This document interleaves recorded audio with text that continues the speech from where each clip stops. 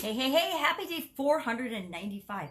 Jesus, almost 500 days in a row I've been documenting what I'm doing as I journey from the offline world of businesses, corporate America, geez, over a quarter century there, and then, okay, this is really hard to admit, but 45 years. I started my first business when I was 13. So I've over 45 years of business ownership and a bunch of different industries experience in the brick and mortar real world. The internet, didn't exist when I first got it started.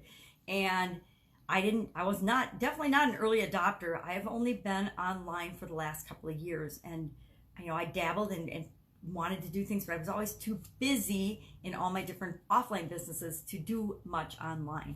And that's sort of the topic for today, is busy as a beaver. And why do I want to chat about that for a few minutes? Because I want to warn you that being busy as a beaver can actually kill you. Now, I'm not just saying that for dramatic purposes or as a oh my God, I'm used to, my family teases me now and I didn't realize how ridiculous I was, but I used to always want my kids to be super safe, right? So whenever they were going to do something that was the least bit risky or dangerous, I would give them these terrible warnings, right?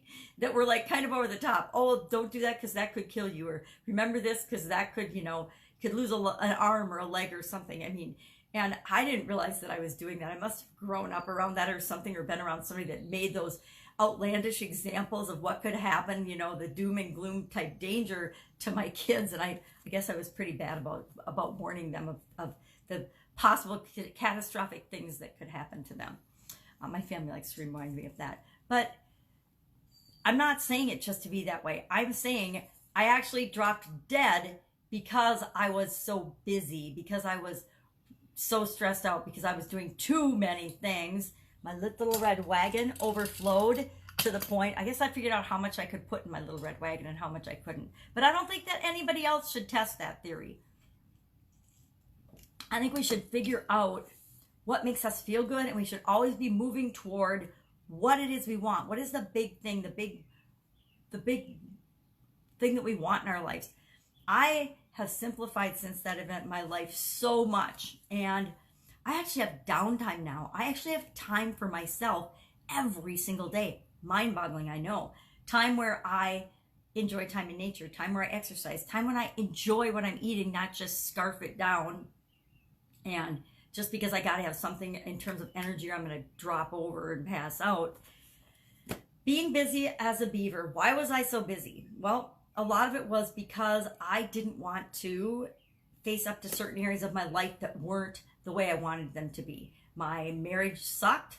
My kids were awesome, but challenging, as teenagers and kids often are. I wasn't taking care of myself at all. So from an energy and health and appearance, in my opinion, standpoint, I wasn't where I wanted to be. So I threw myself full force into working, and being busy all the time. The ex-husband and I had several businesses together, and I was definitely the driving force behind most of them. And as far as the busy day-to-day things that had to get done, I was out there doing them. Now, the ex was super busy too, but I don't know, he seemed to handle busy better than I did. So being busy as a beaver is awesome if you're in a growth mode and you're growing and you're moving toward what it is that you want, either toward your business or for something in your life. If you're getting married and starting a new relationship and starting a family, you're going to be busy. There's no way around not being busy at those times. But we also have to find a way to make sure that we're being busy in a way that helps us to be a better person, that helps to nurture and grow and help us live the life we want to live, not just being busy for the sake of being busy. Being busy to avoid problems and situations in your life that need to be addressed, not a good solution. Being busy because you're a control freak. Yes, I have been known to be a control freak in the past, thinking that my way was the best way to do something when I was probably absolutely wrong, because there's a better, faster, easier, more efficient, more effective way of doing absolutely anything on the planet, and there's probably a whole lot of people that can do it better and faster than I can. I just used to believe, in my youth and arrogance and egotisticalness, that my way or the highway, right? That is a way to keep yourself busy, and not really getting the best results in any area of your life. Being busy because you're working in your business instead of on your business is a quick route to disaster. Not only will you not pay attention to the things that are going on around you that can kill your business, but they can also kill you. That is something I still, even though I've learned that lesson, I like to think I have, I still find myself doing things in my business that I know darn well I should delegate, that I know darn well I should have somebody else do. Somebody should be doing all of my posting and editing for me on social media and communicating and putting out all of my information. I can't see hardly at all. Yet I still try to do things every day that keep me busy. And part of why I'm busy is simple things like sharing my things on social media take me forever because I have to hook up to my 62-inch screen TV and use magnifying glass for everything. So does it make sense that I'm doing some of those things myself still? No, it keeps me busy, but does it keep me busy in a way that's moving me forward in the way I want? No, I need to delegate those things. So I will still find myself doing things that I should delegate to other people. It's all about finding who can do something for me, not thinking that I have to do it myself. So the only way we can scale our businesses is by knowing that we can't do everything ourselves and that we need to find people. And there's tons of people out there that want to help us do the things that they're best at so that we can be freed up to do the things that we're best at. So let me ask you today, how busy are you? How busy on a scale of 1 to 10 are you in your life and in your day right now? How busy is the week ahead for you? Scale of 1 to 10. Here's a question that I thought about this morning.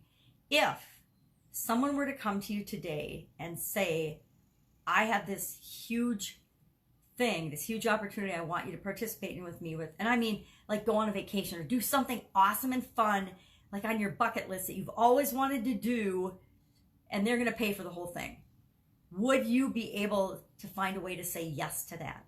And you have to do it tomorrow or today or tomorrow. Would you be able to do that? Or are you too busy?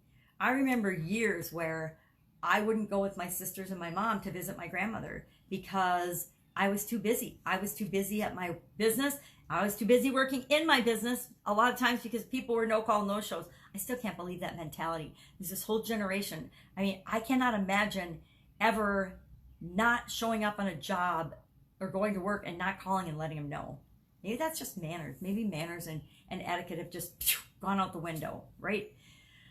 But the last couple of years of my Italian food manufacturing business, I remember the first time there was a no call, no show. I was calling the guy's parents and the hospitals wondering if he had gotten killed or something. So, you just don't know. But be busy doing the things that are moving you toward what it is that you want in your life. Be busy taking care of yourself and those you love and care about. Be busy on the right things, the things that make you feel good. Don't just be busy for the sake of being busy. And what am I working on as we talk about being busy? As I'm actually, this is supposed to be my, my documenting, my journaling about what I'm doing as I go from offline to online. Online 90-day challenge, day 35 today. We're going to talk about A players or superstars. And my granddaughter will be here soon. I actually didn't have her yesterday, so I went crazy and built a couple of funnels and did some things that I've been meaning to do and wanting to do that I've had to squeeze in at the end of the day. I got the whole day to work on. I fixed my computer. My computer was doing a funky, screwy thing yesterday, and I had to get on another computer to ask Google to help me find a way to troubleshoot and solve that problem. I got to tell you, I think life, as much as we like to complain that it's so much harder now, it is so much more easy. It is so much easier than even 10 years ago. Absolutely anything and everything you could ever imagine or have a question about, you can go on your cell phone or on a computer and in the search bar, type that question and get the answer. What the heck? That is so phenomenal. And instead of bitching and moaning about information overload, maybe we should appreciate how easy we can make our lives if we choose to. So I'm going to go make my 90-day challenge videos. Please have a fantastic day. Ask yourself and just pay attention to how busy you are, and make sure that you take some time to smell the roses or the tulips or have a cup of coffee, enjoy the people you love and care about, and enjoy just being you. I'll, of course, be with you tomorrow.